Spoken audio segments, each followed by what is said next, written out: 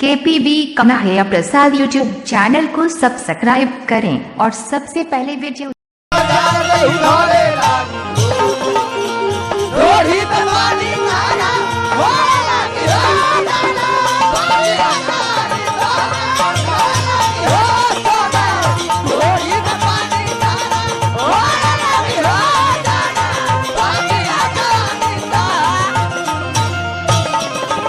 पताई नौआ में रहता नी नौआ में टेंशन भइल रहता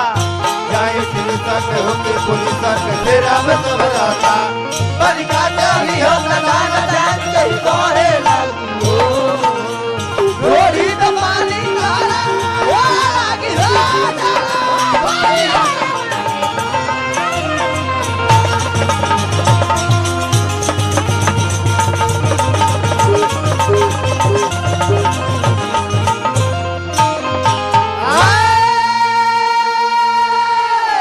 हेलो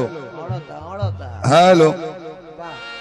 एक घड़ी है कुलता गाना हिट करता ढोणी में पानी जो बोले लगी हो तो जन है जवानी तो हाथ छोड़े लगी ऊपर भारत शर्मा के एको गाना होता है घड़ी एको गो ना जी निकाल तो बड़े घर का बजा के तो 3 महीना में 2000 व्यूअर बढ़त इतना व्यूअर खेसरिया के निकलत कह प्रमोद प्रेमी के भकाक दे एक दिन में 3 मिलियन हो गए बेस अधिका भइल में का देखो तू न दिखा बा बेस अधिका नहीं हल्का दाब दो टोनवा हल्का दाब दो नलवा के टोनवा थोड़ा सा बहुत यार ठीक है हेलो तारा साउंड के जोड़े ना हो ना तारा साउंड के जोड़े ना हो हमारा गोड़े ना हो हाथना कूदे वाला कोनो प्यास घोड़े ना हो प्यास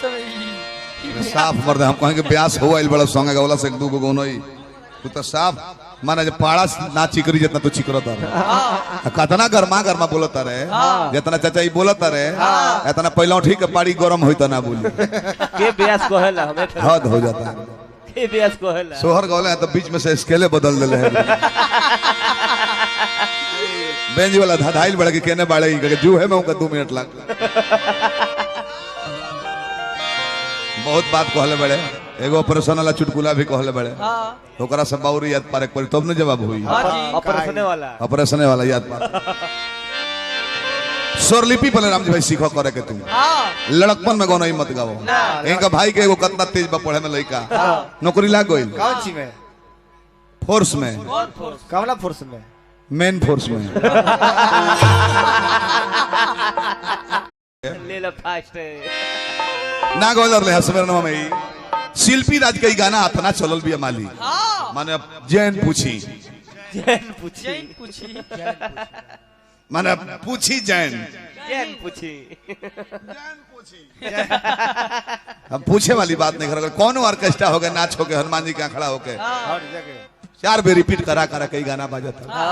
गोरकी नचनिया जनबाड़ी सन है सन एकनी के ऑर्केस्ट्रा में गोजन हो जाता कैसे गोरकी नाच के गोइल भी एगो सांवर दोसर चढ़ली होई सन पहले लइका रोड़ा दिखावता सर रोड़ा भगा भी होकर कभी लीलर पर बिक दे गोइली तो कहते खाली हमें ना चीज बुक तू मालिक कहते जो फिर मंच पर आवत त लइका कहता देख लो सिसैली गोली मार देम लीलर पे भाग बना दी भाग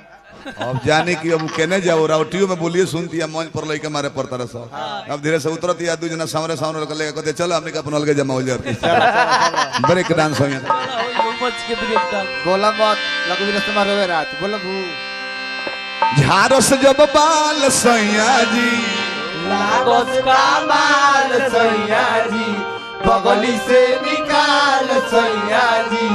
उड़ावस रुमाल सैया जी बात करी हैया डोले कदिया के बीच जैसे नैया डोले वो सही बरसैया डोले चुटकुलों को हम तरवा सब हमारे ताकब तो में हंसी आई ना ताकब तो ना ऐसे को इशारा से हंसाई एक ने फुहर बोल के ना हंसा है नहीं हतना देर इंतजार करौलू हल्लंगड़ आदमी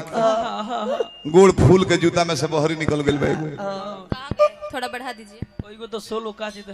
हेलो हेलो हेलो हेलो थोड़ा सा और तू हम बड़ा भाई मान गए नहीं शुभम जी तरह के तब से हम बढ़ावे कहता नहीं तो ना बढ़ाता नहीं हारमोनियम पर धर लो एक बगत देखो खटाक के बढ़ा देला नट्टी पर साउंड हो गई इजन हमरा से बड़ी खिसी आइल बनी ला तो यही तरह बोले हेंगा बोलबू ये भाषा हो जान कहल जला लय में ई कौन माने है कि आइल बड़े मरद हरवाही को के खेत में से खेत जोत के अतर ये जान खइबे तो खोना तो जू जो लय में बोलो इजन क्या भाई रहो नो बेबी अच्छा है प्रेमिका प्रेमी से कोहर के बोलती है चली पंडित जी कितना दर्द में कोहरत है बुझाता कि सुहाग रात के दिन सुहाग